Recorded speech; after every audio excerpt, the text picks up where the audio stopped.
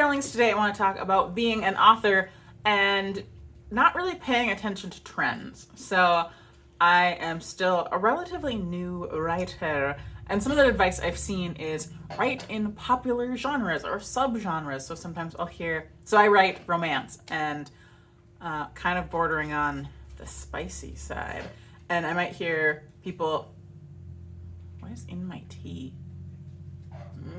Was that a bug? I don't know what that was. I hope it wasn't a bug.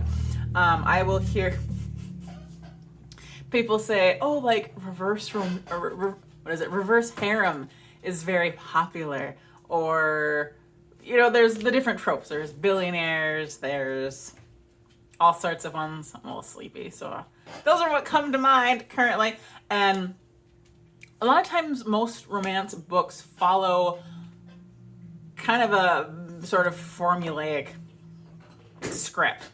Guy meets girl and they fall in love, and then something happens, and then there's tension, and then they fall back in love or get back together and they live happily ever after. And I have always loved books that are a little bit different, that might buck that trend a little bit, or are very unique and aren't similar to something I've read before. And so when I was writing my books, I kind of go wherever my brain takes me. I tend to have a loose outline for what happens, and even that might change a little bit as I'm writing. So I generally don't try. I try to not do formulaic, and there are definitely some differences that I try to do in my books that I don't see a ton. So one of the things that I do is I might make some of my characters a little bit more realistic in the body department. And that's a thing I find interesting, because a lot of people love romance for the escapism. The idea of some rich, handsome hunk is going to fall madly, deeply in love with you. Maybe you'll go on some sort of adventure, and then you get to, have your happily ever after with them. I've struggled with that, and I don't know if, I think my brain has a hard time fantasizing in that sort of way. Like the other day, my love asked me something kind of spicy, and he's like, "Hey, I bet you would love if I did this to you while some other person did this to you." And I'm like, he's like, "Would that be hot?" And I'm like, well, okay, so who would the other people be? Okay, so this person wouldn't feel comfortable being close to you because they're only into women. Okay, this person, I just don't really know them very well, and so I don't think I'd be comfortable with that. And then this other person that could be an option, well, I mean, I really like her, but, and I just totally went through, he's trying to be all sexy, and yeah, baby, this would be hot one day. I'm like, no, not really. I don't, for some, I can suspend disbelief for a lot of things, but for some things I cannot. I don't know why.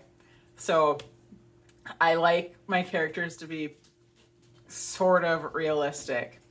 Sometimes I get into weird situations that might not necessarily happen. But I like them to be a little bit more real. To me, that feels more exciting than a perfect billionaire dude.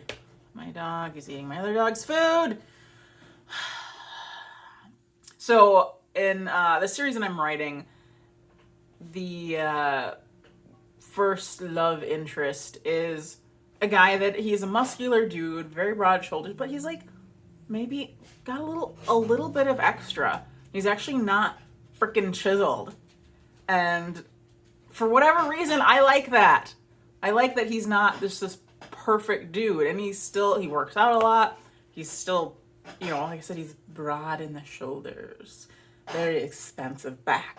And then another male character starts off quite slender, and he might tone up a little bit, but still is more on the slender side. And I like that too.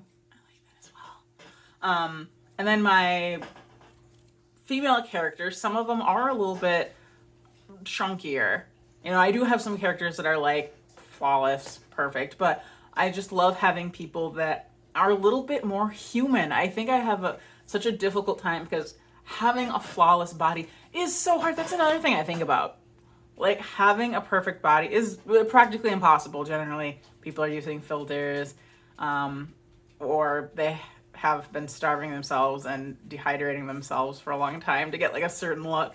But yeah, I do have a hard time. I think it's so funny that that's a thing I have a difficult time with, versus like very strange plot points where you're like, this would never happen, or this person would never do this. But I get hung up on the like, dude's a billionaire with a perfect body and he's 30. I don't know. I don't know about them apples. And then I'm trying to think if my books, like what kind of genre, like subgenre they would fall into, because they are a little bit different. They feature some polyamory. There is some BDSM, un poquito in there, which is, I mean, a thing. Those are books that are like that. Words are hard. I'm not gonna restart this. But yeah, I like having something that's a little bit different. It makes me happy. And basically the point of this is, please don't feel pigeonholed into something. So, am I a wealthy book writer who's made just tons of money? No. But am I a person that's made a decent amount of money? Also no. So maybe you should not listen to my thoughts. I think it's just because I'm still figuring out social media algorithm stuff. But I like my books. I feel like it sounds like I'm drunk. I am really tired and I should go to bed and I should not do YouTube videos when I'm this tired. Moral of the story, get more sleep. But also, yes, like I said, feel free to do you. Do something different. Put something different out there. And this is definitely not bad mouthing all the stuff that's kind of similar, because everything does have its own little unique twists that can help. But please step out of the box. Break free from it. That was dramatic. Okay, bye.